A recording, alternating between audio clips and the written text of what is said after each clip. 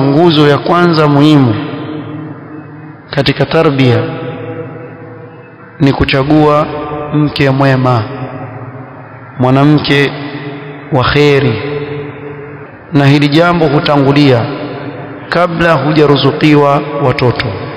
Unapokwenda kuoa, fanya bidii upate mwanamke ambaye ajulikana kwa msimamo wa kisawasawa na kuwa ni mwema, mwenye kumcha Allah subhanahu wa ta'ala.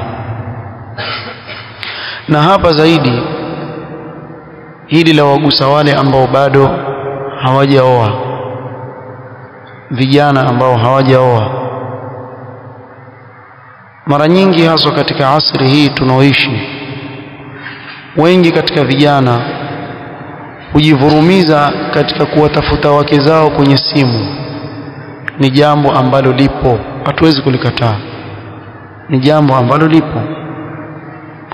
Katafuta mwanamke kule, kisha amwambia mzazi wake, mimi nataka kumuoa huyu, hakuna mwingine, huyu tu, bila ya huyu mimi sendi, sioni, sili, sisikii, mimi sipati usingizi.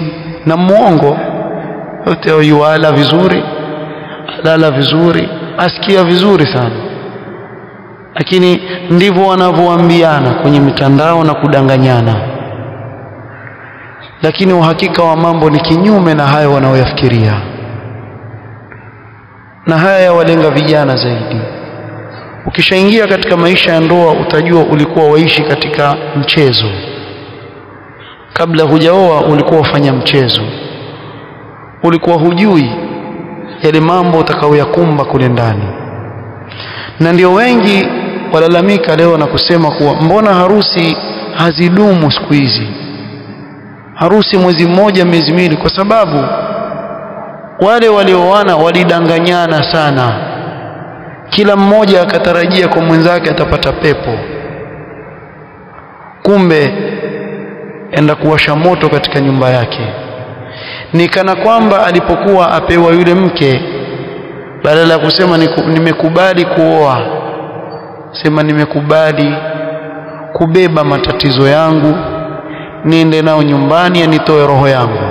Maana beba matatizo ndiye kamtoe roho kule aliko. Miezi miwili watu washakorofishana kama wanavyosema wenyewe, washaachana. Lakini lau kama yule mtoto wa kike angefanya subra, akawa mcha Mungu kisawasawa, na mtoto wa kiume akafanya subra, akawa mcha Mungu kisawasawa, wa'tul buyuta min abwabiha, akaingia majumba ya watu kwa milangoni, si kwa madirishani, huenda Allah subhanahu wa ta'ala akamruzuku mke wa kheri, mke ambaye atamcha Allah subhanahu wa ta'ala kwa nafsi yake na kwa mumewe. Unapooa ujue watafuta msaidizi wako atakayekusaidia wewe kulea watoto wako. Kwa hiyo usione tu juu juu katika kuoa, ni kuwa watafuta mtu ambaye atasimama na wewe katika kulea wale watoto mtakaowapata. Sasa chunga, angalia wawatafutia watoto wako mama wa aina gani. Usije ukamlaumu yule mtoto wakati ambapo wewe hukumchagulia mama wa kisawasawa, ikawa yule mama atakuwa ni sababu ya kuharibika yule mtoto.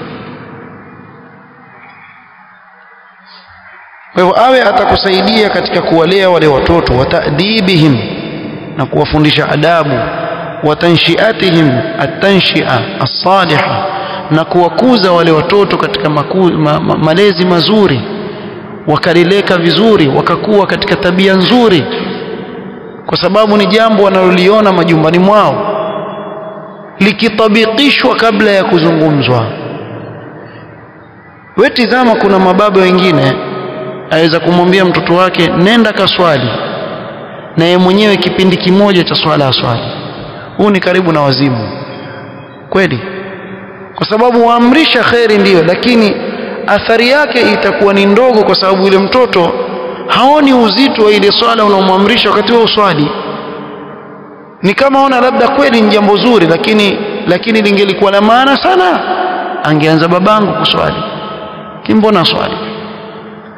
Ama umuone mlaji marungi, mvutaji sigara, eti amemfumania mtoto wake ala marungi ampiga.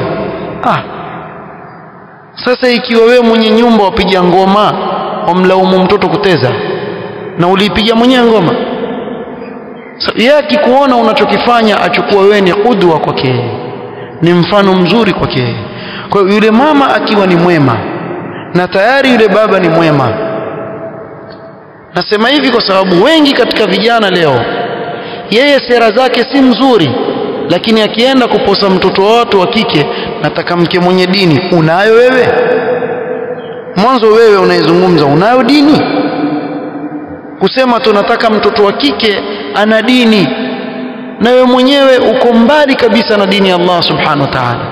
Wako watu pia wa aina hiyo, yeye ataka mke wake awe mwema, lakini yeye hajajitengeza.